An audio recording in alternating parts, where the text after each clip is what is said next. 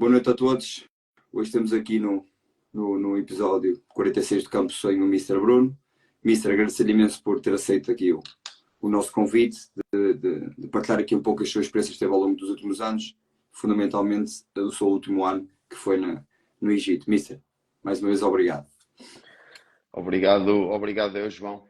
É sempre um prazer partilhar aquilo que nós vamos vivendo, que vamos partilhando com os jogadores, que partilhamos também com as equipas técnicas. É sempre um prazer ter estas conversas. Falar de futebol nunca cansa, nem a hora nenhuma. Não há hora que limite, não há limitação nenhuma para falar de futebol. Não, é por isso que começou até mais depois da Liga dos Campeões, que assim as pessoas podem ouvir à vontade, ver o jogo na mesma e depois aqui, antes de dormir, ouvir aqui um bocadinho sobre o futebol. Missa, pergunta que eu gosto de colocar sempre, para as pessoas também conhecerem quem temos aqui. Fala-nos um pouco quem é o Mister, quem é o Mr. Bruno e como é que surgiu esta paixão que tem enorme pelo treino. Fala-nos um bocadinho sobre si e sobre o futebol em si. Olha, João, a minha paixão veio, tal como muita gente, acredito eu, de miúdo no bairro, na rua, a jogar futebol, primeiro com o sonho de ser jogador de futebol. Eu sou de um bairro de Lisboa, sou de Marvila,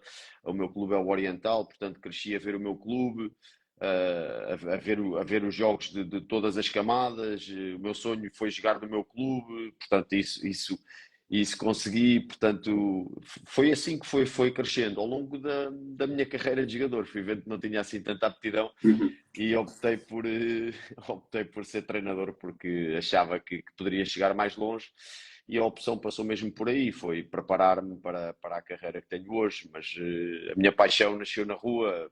Para teres uma ideia, assim, a título de curiosidade, estava a falar no outro dia com um colega e estava-lhe a dizer: agora vou jogar um futebol à segunda-feira, enquanto tenho tempo livre, porque ainda gosto muito de jogar futebol, portanto...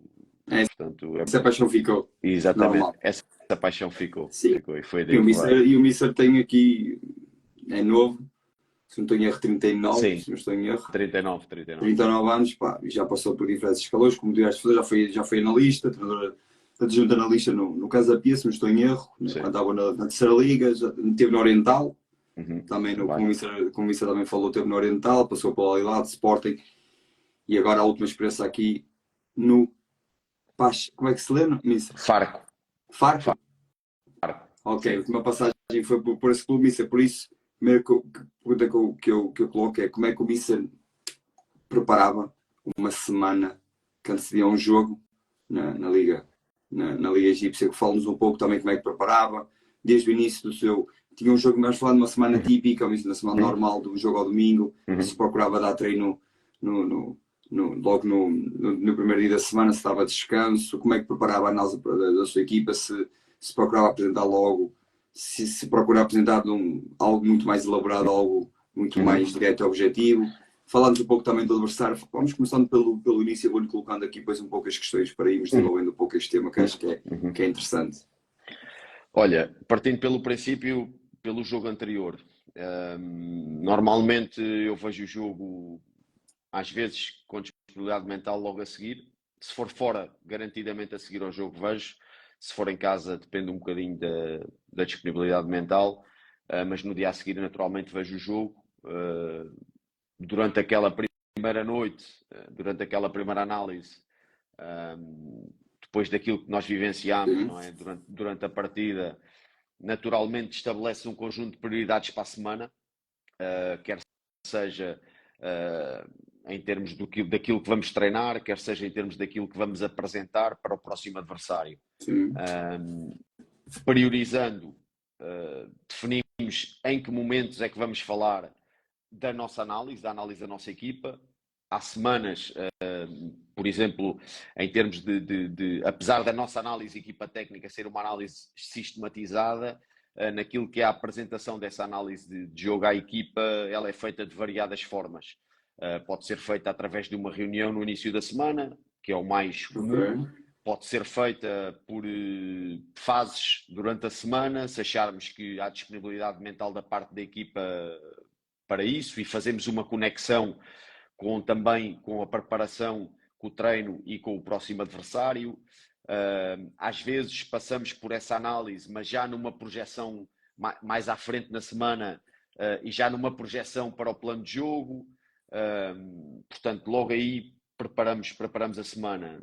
Normalmente, primeiro a folga a seguir ao jogo, pelo menos no Egito foi a seguir ao jogo, nós decidimos, porque em termos culturais era aquilo que já vinha instaurado e fazia sentido. A maior parte dos jogadores eram de fora, portanto fazia sentido a seguir ao jogo haver a ida à casa, digamos assim. Quando entramos no primeiro dia da semana, a semana está completamente toda alinhada em termos de exercícios de treino, momentos de análise, como já te referi, que quantidade de análise, não é? Quando eu há bocadinho falava em prioridades, as prioridades que eu refiro são prioridades que são manipuláveis numa semana de trabalho. Essas prioridades poderão passar para a equipa através do vídeo, através do exercício de treino, portanto, das mais variadas formas. E pronto, e depois a partir daí partimos para a semana propriamente dita. Depois, essa preparação... Desculpe, nessa semana de preparação, o Mister, na apresentação do adversário, o Mister procura apresentar tudo no mesmo dia, procura dividir por dias. Como é que o Mister procura ter? Eu sei que pode mudar de época para época, por isso que estou-me a focar com o Mister na época passada, também para percebermos como é que também... Pode mudar de semana para semana. Sim. Pode mudar de semana para semana, porque eu gosto que mude, não gosto de fazer sempre da mesma maneira, não é? Nós, equipa técnica, fazemos sempre da mesma maneira. Naquilo que é a apresentação aos jogadores, era como te dizia, por exemplo, muitas vezes é um aspecto pontual, nós montamos uma televisão no campo, fazemos uma extensão, montamos uma televisão no campo e vemos aquele aspecto pontual antes do treino, que pontualmente achamos que é mais viável e que é mais realista tratar aquele aspecto. Portanto, essa apresentação é feita das mais variadas formas. Mas mesmo sendo de diferentes formas, procura dividir ou apresentar tudo junto? A organização ofensiva dividir com a defensiva, procura apresentar tudo junto, varia? Se dividirmos a organização defensiva com a ofensiva deles, não é? E vice-versa. Bola parada normalmente à parte. Ok? Porque é o momento do jogo sobre o qual damos muita importância. Agora é como te digo, aquilo que vou sentindo ao longo da minha experiência como adjunto e agora nesta primeira experiência como treinador principal, é que existe muito, ou cada vez menos, até pelas mudanças que a sociedade tem tido, cada vez menos disponibilidade mental para os jogadores assimilarem uma quantidade enorme de informação. Nós tentamos ser criativos e achar o maior número de caminhos para passar a informação. Por isso é que eu te estava a falar sobre o quadro tático, a televisão, a televisão, que no fundo é um video wall, não é um video wall, só que é uma televisão, não é? A reunião inicial de análise de jogo da semana, que muitas vezes fazemos, não é? Portanto, a reunião de plano de jogo. Portanto, sim, o Mister, em relação a isso tudo e da análise do adversário, o Mister procura que sejam vídeos curtos, procura que o vídeo seja curto, a questão das procura que o vídeo seja um bocadinho mais até longo, não interessa muito o tempo, mas sim mais a mensagem que quer passar e transmitir aos jogadores. Tudo curto. Okay. Se for algo que é uma prioridade enorme, que é sistémico, que é uma coisa que tem de ser tratada, que tem de ser clara, não é? Sim. Imagina que perdeste 15 duelos, não é? E dos 15 duelos, 10 deram contra-ataque, não é? E daqueles 10, 8 causaram perigo, não é? Se calhar o vídeo tem 20 minutos, não é? Não tem problema nenhum de ter 20 minutos, não é? E temos de atacar aquilo de forma mais evidente, não é? E mais forte, digamos assim. Mas é como te digo, não há... Depende muito daquilo que... do que vamos sentindo da semana. E os jogos são diferentes, acho que isso é importante. Por isso também vão focar aqui, também percebemos também como é que funcionava aí no Egito. Nas bolas paradas, vamos falar primeiro das defensivas. Mas importante, como o Mister acabou de falar, é um momento muito importante. O Mister, certeza que tinha aí um padrão, e antes de ir até para o Egito, certeza que tinha um e pode ter alterado. Fala-nos um pouco se alterou um pouco o seu modelo, a sua maneira de defender pelas características dos jogadores, pelas características do campeonato e do futebol que se praticava, e como é que procurou defender as bolas paradas defensivas, primeiro? Olha, primeiro tendo sido a minha primeira experiência como treinador principal, mas tendo tido muita responsabilidade nas equipas técnicas onde trabalhei com os treinadores principais relativamente à bola parada, portanto, é uma área com a qual eu estava, é uma área que domino, não é? Portanto, para além das outras, aquilo que normalmente nós fazemos é zona com, exemplo, canto defensivo, não é? Zona com uma eventual, se necessário, adaptação estratégica e inserimos e passamos de zona para misto, não é? Com jogadores à zona e jogadores ao meio homem. Aquilo que nós delineámos para o Farco, inicialmente, tendo em conta a avaliação da equipa, foi algo que faríamos noutro lugar qualquer. Houve outras adaptações que nós experimentámos. Experimentei, por exemplo, na Coreia, quando trabalhei com o Ricardo Pérez, que foi defender a duas linhas, cantos e livres laterais, e isso não aplicar um foco muito grande, e a equipa até tinha alguma qualidade nos primeiros alinhamentos. A equipa tinha alguma dificuldade, e todas as equipas na Liga tinham praticamente, hoje o Benfica também teve essa dificuldade, a sair em momento de segunda bola, não é? Momento de parar, e por onde é que alinham, quando é que param, não é? Portanto, sobretudo isso. Mas, sinceramente, não houve assim grandes alterações, significativas. Ok. Em termos de bolas paradas ofensivas, o Mister certeza que tinha lances estudados, como todos têm, mas também procurava com a certeza olhar para o adversário, quando fazia análise do adversário, ver alguma debilidade e procurar alterar alguma coisa para explorar esse tal fragilidade da equipa adversária no jogo seguinte. Também.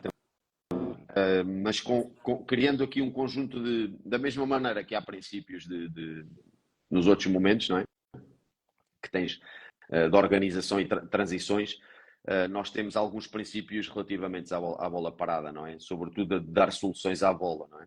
Quer sejam dois jogadores na bola, em que um deles obviamente é uma primeira solução, quer sejam jogadores de combinação mais longe à bola, quer sejam jogadores a atacar a zona de primeiro poste, quer sejam jogadores a atacar a zona de segundo poste. Aquilo que criamos é um conjunto de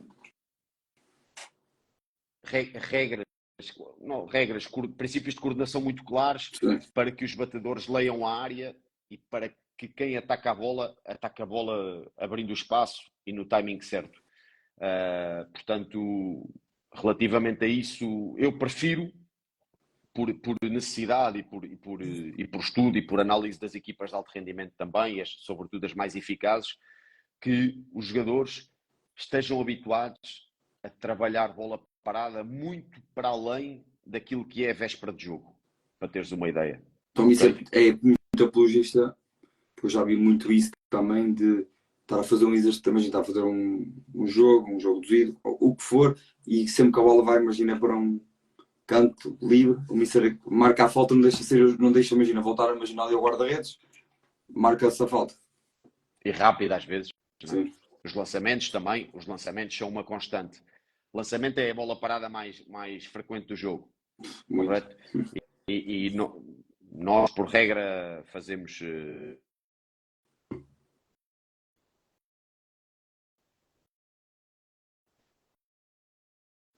Paramos a ouvir.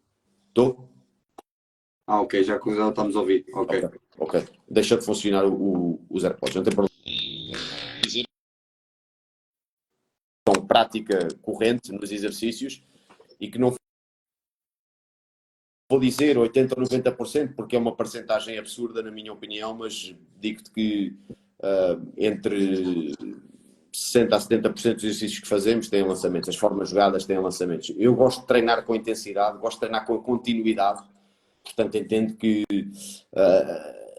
prefiro corrigir nas pausas dos exercícios do que durante os exercícios, obviamente, não é? É uma preferência, corrijo obviamente quando tenho que corrigir, e a bola parada o fazeres com fadiga ou bateres mais rápido, quanto mais aproximada ela for do jogo, melhor.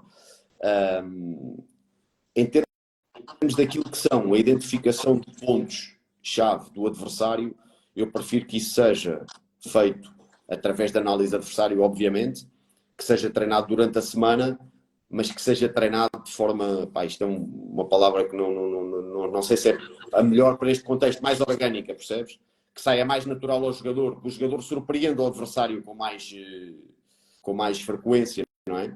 E com mais naturalidade, digamos assim, percebes? Esta é a ideia. Agora, se tu me perguntares assim, Bruno, mas se o plantel for um plantel que trabalha melhor com bola parada ofensiva, com 2 ou 3 cantos e pronto, e está feito. Trabalhamos assim com 2 ou 3 cantos, percebes? Portanto, há que entender bem que jogadores é que temos disponíveis, não é? Se temos, por exemplo, 2 ou 3 jogadores criativos para dar soluções curtas e bater direto, não é? Se não tiveres, provavelmente tens de fazer de forma diferente, não é?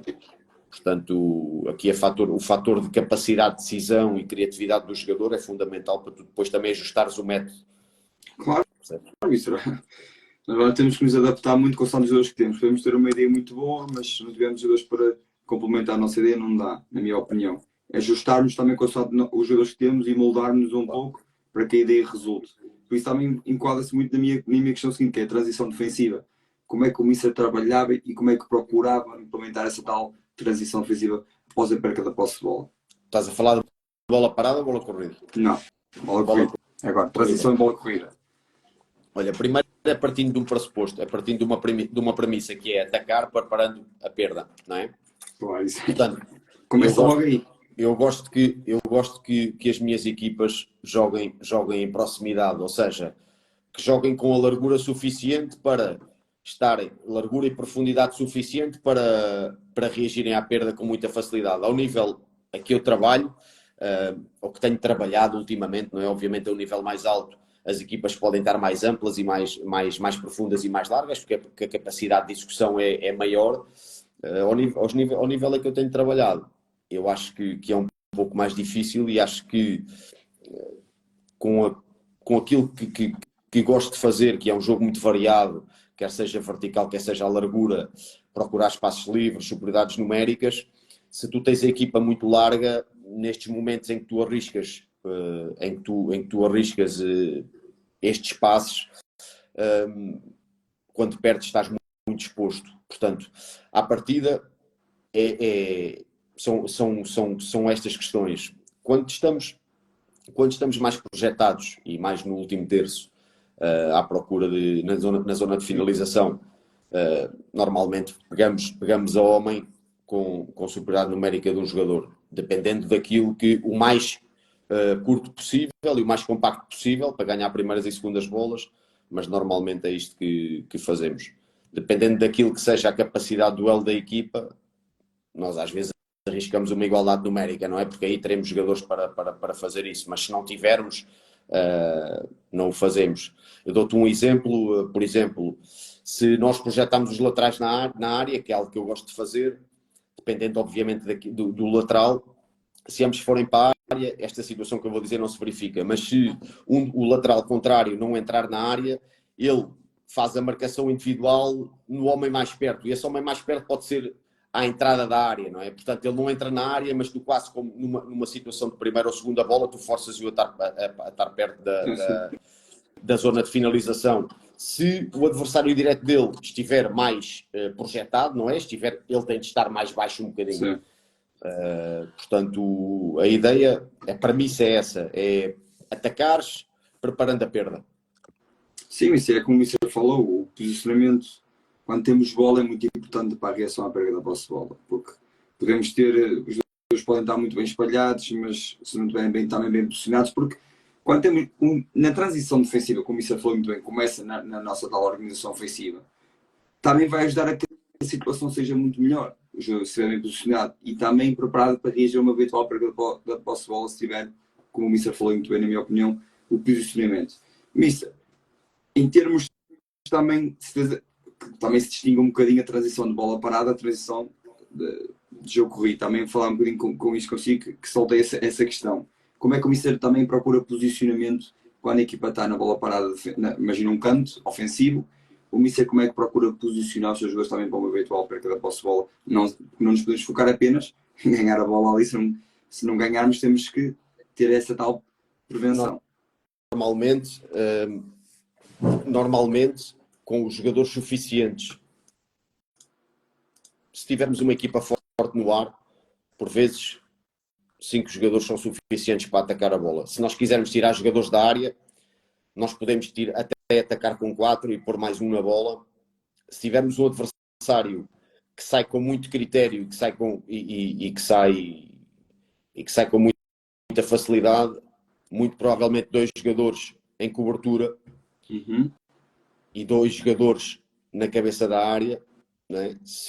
Sendo que há desdobramento se houver uma combinação, não é? E obviamente os jogadores da bola, assim que o lance se define, têm de vir para dentro, não é? Isso aí não há volta a dar, como diz o outro. Sim, podemos fazer esse reajuste desse jogo que bate depois ao jogo que está à beira dele, também poder reajustar. Mister, na bola parada defensiva, o Mister dá liberdade ao guarda-redes. Imagina que o guarda-redes, o Mister até gosta de ter, imagina alguém a defender ao primeiro poste e o guarda-redes não se sente confortável. O Mister dá liberdade ao guarda-redes também para decidir nesse aspecto. Olha, já agora, em termos de números, daquilo que tem sido o alto rendimento e daquilo que se tem verificado, o jogador no poste é um jogador que tem tendência a acabar, até porque a maior parte das equipas que põem jogadores nos postes sofre mais golos de bola parada. Portanto, é algo que eu não gosto muito. Se tiveres um guarda-redes evoluído e que tenha capacidade de decisão para perceber, sentir, não é? Se a linha deve estar mais baixa, se a primeira linha deve estar mais baixa, se a primeira linha deve estar mais alta, diferente, sim, estou mais aberto a isso. Se for jogadores nos postos, muito menos. Eu vou-te dar um exemplo. Nós, por exemplo, aqui no Farco, na Liga Egípcia, e há bocado falavas na adaptação da bola parada defensiva, isto tem apenas a ver com a questão da Liga. Muitas equipas colocavam uma aglomeração excessiva de 5 jogadores no primeiro poste, por hipótese. Ou 5 jogadores a partir da marca de penalti. E aquilo que fizemos foi deslocar a segunda linha, não é? Colocar igualdades numéricas, onde num espaço mais próximo daqueles 5 jogadores. Não é? Portanto, se aqueles jogadores tivessem aglomerados na zona de primeiro posto, nós não queríamos inferioridade numérica ali, não é? Portanto, fazíamos... porque não era atração, percebes? Não era atração. Não, era um comportamento de aglomeração para haver um desvio. Portanto, aquilo que fazíamos era deslocar a segunda linha naquela zona, mais naquela zona, para criar igualdade. Sim, faz sentido. Mister, em termos... Quando falamos em termos de análise, o Mister não mencionou isso quando estávamos a falar. Quem é que apresenta a análise da própria equipa, a análise adversária? É o Mister ou delega essa tarefa também para algum analista, algum dos seus adjuntos? Nós, na equipa técnica, a análise era feita um bocadinho diferente daquilo que eu gosto. Se tivermos um analista propriamente dito, como temos em Portugal nas equipas técnicas quase todas, será porventura o analista, ok? Sobretudo a análise adversária.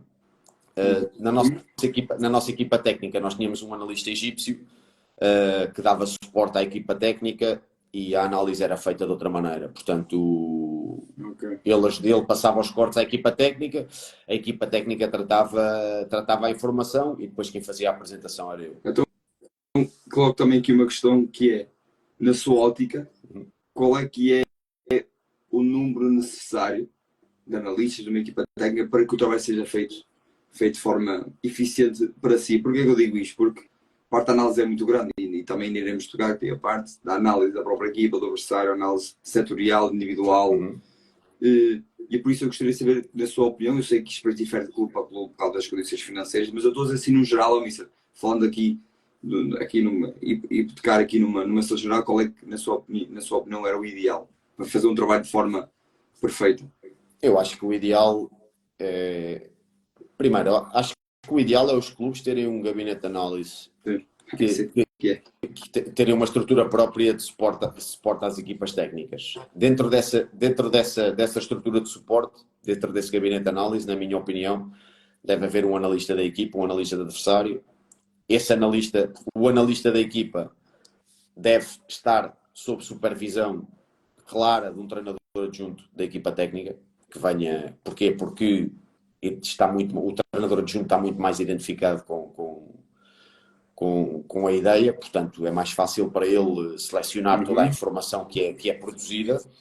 Um analista de adversário, como já tinha dito, e depois penso que em termos de preparação futura e até por apoio ao suporte de análise, faz sentido que em contacto com as universidades locais, que em estágios profissionais, que os clubes, sobretudo em Portugal, porque há muito essa possibilidade, que os clubes tenham mais uma pessoa para dar apoio ao trabalho de análise, porque o trabalho de análise é muito extenso, muito intenso, e que essa pessoa esteja mais dedicada, porventura, também na ligação com um dos adjuntos à análise individual, que é outro dos aspectos fundamentais. Sendo que depois haverá um adjunto que terá também análise de bola parada, mas a análise de bola parada é um bocadinho diferente.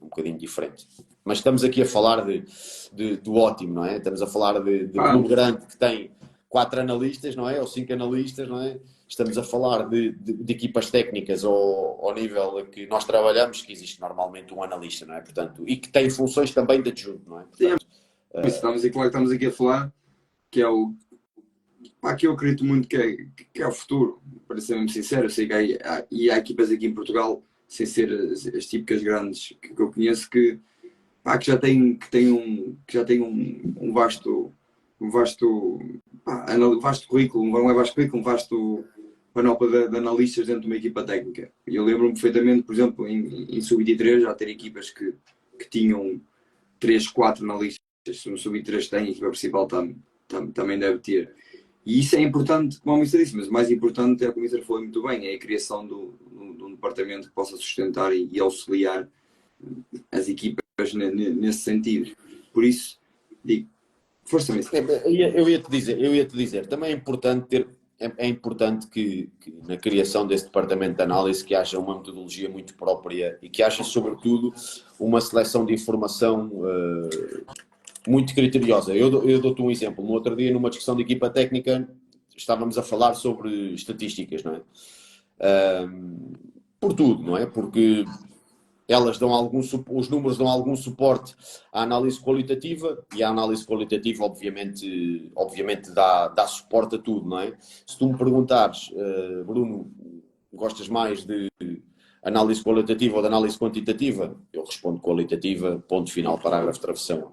Mas a realidade é que há números que são muito claros, que facilitam muito a comunicação com o jogador, e há números que há métricas que, se forem criteriosamente selecionadas, elas vão caracterizar aquilo que foi o jogo de forma muito simples. E às vezes em pontos que nós até, de forma empírica, estamos a dizer, eu olhei para ali para o jogo e acho que aquilo foi mais assim, mais assado. E na realidade, aqueles 5 cruzamentos na determinada zona tiveram qualidade, não é?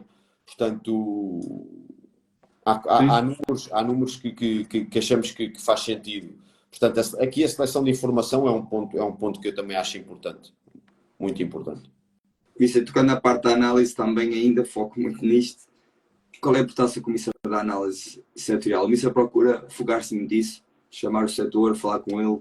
Ou é daqueles setores que prefere, em vez de chamar setores, falar logo à frente do grupo, quando quer falar, imagina, determinados aspectos? Não, olha que as reuniões, até te posso dizer que as reuniões de análise de jogo têm 50-50 análise setorial com análises com o grupo. Portanto, eu dou muita importância à análise setorial. Acho que são normalmente reuniões muito mais produtivas. O jogador, por natureza, fala mais, participa mais, está mais dentro da reunião, porque a reunião é num grupo mais pequeno. Mas faço também muitas conversas individuais, suportadas em vídeo, não é? às vezes em pontos que são pontos que o jogador está a deixar cair, por exemplo, ou se são pontos de reforço, não é? Se tens um jogador, por exemplo, se tens um lateral que é muito veloz e que precisa de aplicar ainda mais aquela capacidade que ele tem para ser mais profundo e tem de chegar mais à área, não é? Então tu mostras-lhe, se calhar, uma imagem que não tem sido o padrão do comportamento dele para reforçar a confiança, não é? E, portanto, e para lhe mostrares que ele tem essa competência, não é? Sim, e eu sou muito apologista da análise por setores, por isso que o Mister acabou de referir. Primeiro, quero dar uma dura, às vezes também acontece, a um comportamento coletivo, ou a coberta descoberta, vamos imaginar. Claro. Eu acho que faz muito mais sentido, mas eu sei que isto é a opinião de cada um, falarmos com a linha defensiva, porque é algo mais para... Eu sei que é coletivo, mas é algo ali que houve ali um comportamento que nós trabalhamos e não correu tão bem. Depende. Por exemplo, na bola coberta e na bola descoberta, não é? Nós temos sempre aquela... Tu tapas os pés, não é? Destapas a cabeça, não é? É a lógica do cobertor. E a questão é que, por exemplo, relativamente às questões da pressão, quando são intersetoriais, neste caso, não é? Estamos a dizer que, ok, a bola não... E muitas vezes tens avançados que se escondem um bocadinho da pressão, não é? É normal que... Isso eu aceito, mas o central, o lateral também... Não, sem dúvida, mas uma Os coisa apoios, não depois funciona colocam... sem a outra, na minha ótica. Sim, os apoios que me colocam. Eu estava a ver o jogo do Porto com o Estoril e vi muitas vezes o ala muito mal posicionado. Eu sei que ali o extremo ou o avançado devia ter fechado, mas e ele ali muitas vezes estava com os apoios mal colocados e permitia que a bola entrasse na profundidade. Sim. Mas isso são momentos, repara, mas aí estamos a falar de momentos claramente setoriais, percebes? Agora, quando estamos a falar de momentos de pressão em que de facto não há intensidade ou compromisso, é muito difícil, e aliás, as equipas que querem pressionar alto, mas que não têm jogadores com essa capacidade, a equipa alonga-se num instantinho, não é? Quer dizer, não há cola que sirva, não é? É um bocadinho esta a ideia, mas aquilo que estás a dizer é o que eu acredito e é o que eu acho que faz sentido, não é? Se é uma mensagem setorial, é uma mensagem que entra para aquele grupo e pronto. Sim, é como isso contar no campo, divide a equipa, imagina que quer trabalhar algo, divide para o outro ficar ali, o outro ali, e o Mister vai trabalhar com aqueles. Não quer dizer que, claro, que depois isso vai se transformar no coletivo, como é normal. Ninguém divide os setores e joga por setores, por isso acho que faz sentido. Mister, em termos de análise individual, o Mister tocou aqui no aspecto. Eu vou dividir primeiro em duas questões. A primeira é, o Mister, quando estamos a falar do adversário, o Mister procura mencionar com alguns, por exemplo, um corte de 30 segundos, 45 segundos, por exemplo, qual é o pé do adversário, para onde é que ele procura vir, para mostrar tipo aos jogadores. Se tiveres recursos para isso, o jogador-chave, sim, não é? Obviamente, não é? Falas disso, isso tocas nesses pontos, não é? Depois, estás a falar em termos de análise de adversário, certo? Sim. Tocamos nisso agora, tendo em conta o contexto que nós tínhamos, nós obviamente tocávamos no jogador-chave, mas sim, não íamos numa análise individual muito profunda, porque obviamente faltava recursos, não é? Por exemplo, fizemos esse tipo de análise mais no início do campeonato, porque não havia tanta informação do primeiro adversário, percebes? Sim. Mas fora o primeiro jogo, depois as coisas entraram no ritmo dito normal, e sem tanta gente assim para trabalhar, porque nós tínhamos um elemento da equipa técnica dedicado ao desenvolvimento individual, e o foco dele foi muito mais a análise do nosso jogador e o desenvolvimento do nosso jogador individual, não é? Portanto, em treino e em jogo, e depois como é que nós passávamos isso para o campo. Sim. E como é que transformávamos isso da análise da análise daquilo que o jogador tinha de continuar a fazer ou melhorar para os comportamentos que queríamos que ele fizesse em campo, não é? Digamos assim. Sim, nós também adaptamos muito ao nosso contexto. O Mister procurava fazer também, em termos da própria equipa, guardar cortes dos seus jogadores para depois também mostrar-lhes que eram aspectos que podiam ser corrigidos também individualmente. Claro que sim. Focava-se mais nesse aspecto. Claro que sim. E depois o que fazíamos era criar um conjunto de exercícios que aplicávamos durante a semana, não é? Em determinados momentos do treino, individualmente, posicionalmente, Portanto, isso fazíamos com muita frequência. Isso era todas as semanas, não é? Todas as semanas. Não há sem tirar nem pôr. Mas fazíamos, sim. Fazíamos. Sim, isso é importante.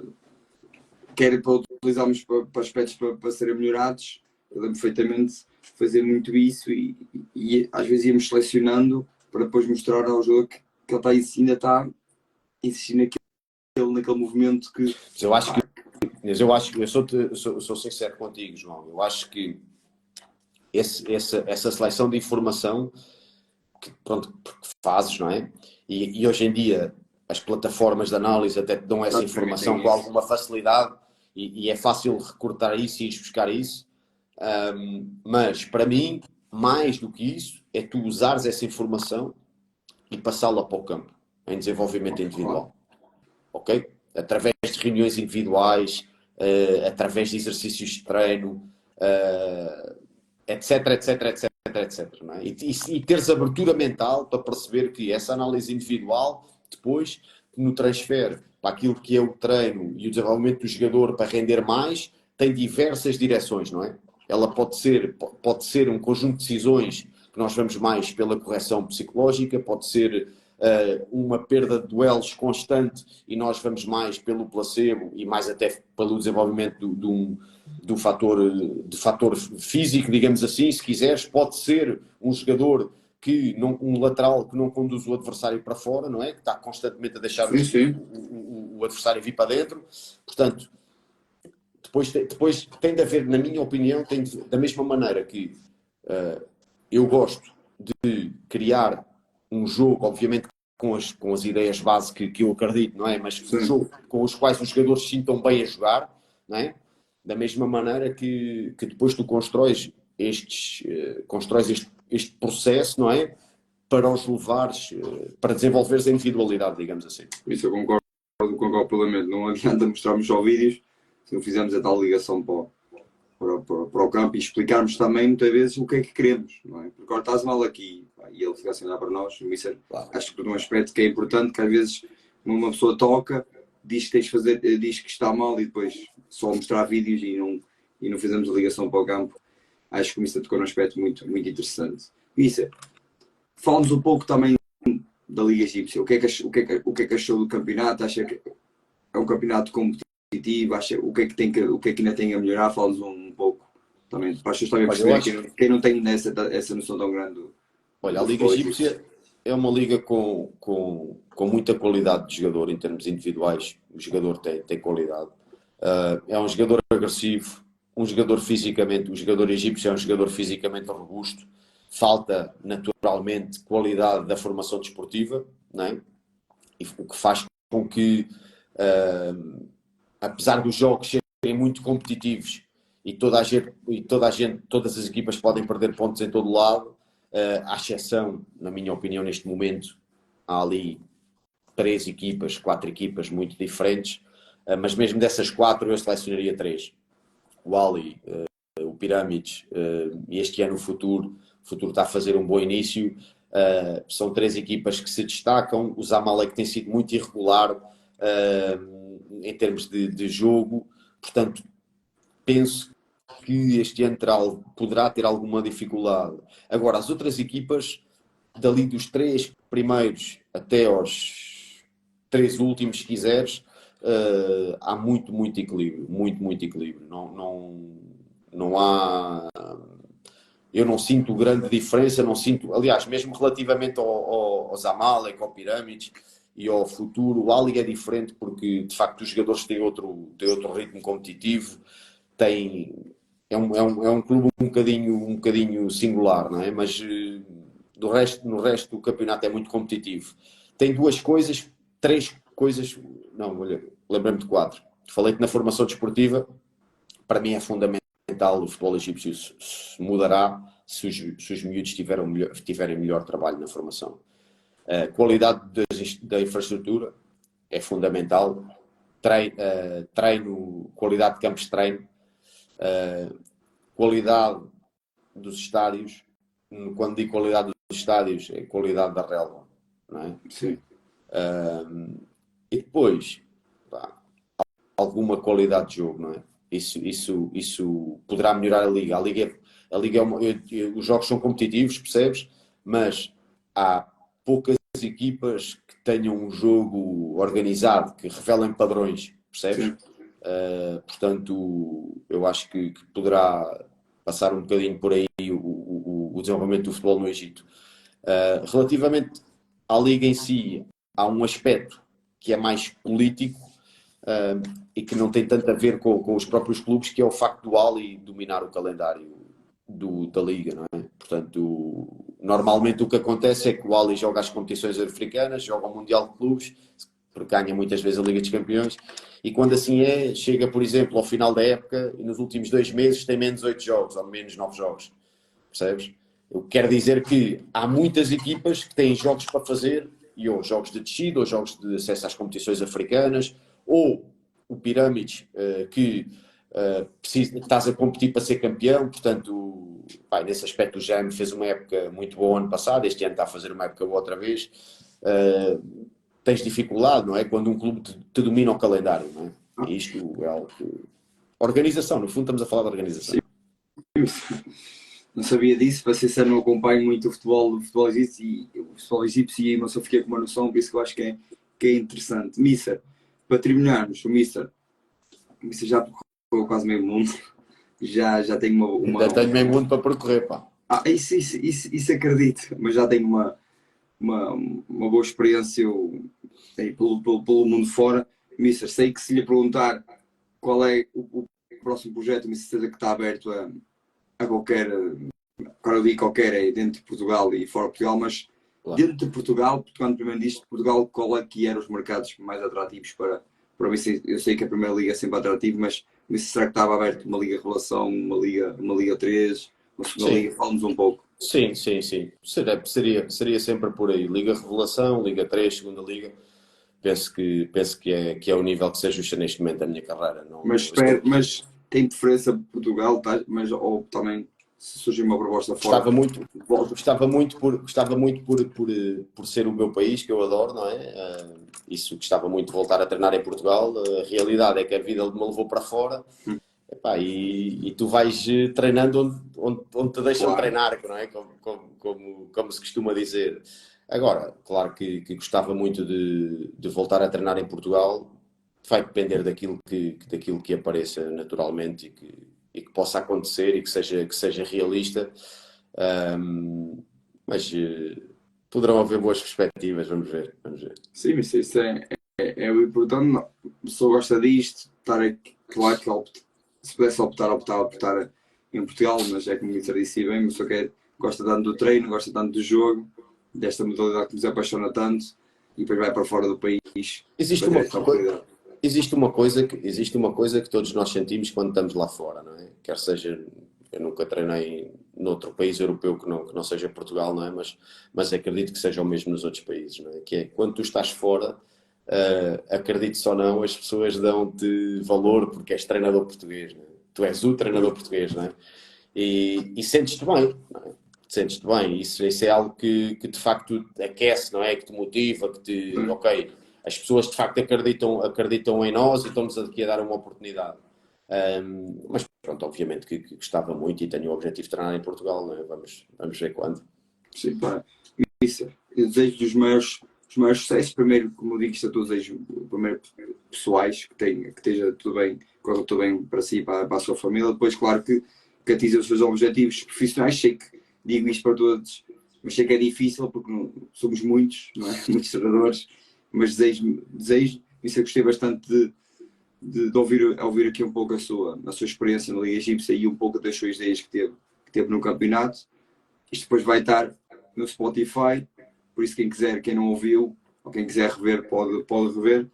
Um abraço ao Bissa, um abraço a todos. Estamos aqui para o próximo episódio. Ok, Mister? Um abraço a todos. Obrigado, João, pela oportunidade e alguma coisa que seja necessária, dispõe sempre. Eu acho que estas partilhas fazem todo o sentido. Estas conversas são muito, muito produtivas, porque às vezes nós, de forma descontraída, tocamos em detalhes que não tocamos noutras ocasiões. Portanto, pá, foi um prazer. A hora foi boa também, porque estamos aqui relaxadinhos a conversar. Espero bem que ninguém tenha adormecido. Não acredito. Portanto, muito obrigado e tudo bom, é o que eu desejo. Mister, eu é que agradeço por ter tirado aqui um bocadinho do seu tempo para falarmos aqui um bocadinho. Tá bom. Um abraço, Mister. Um Muito abraço a todos. obrigado, um abraço.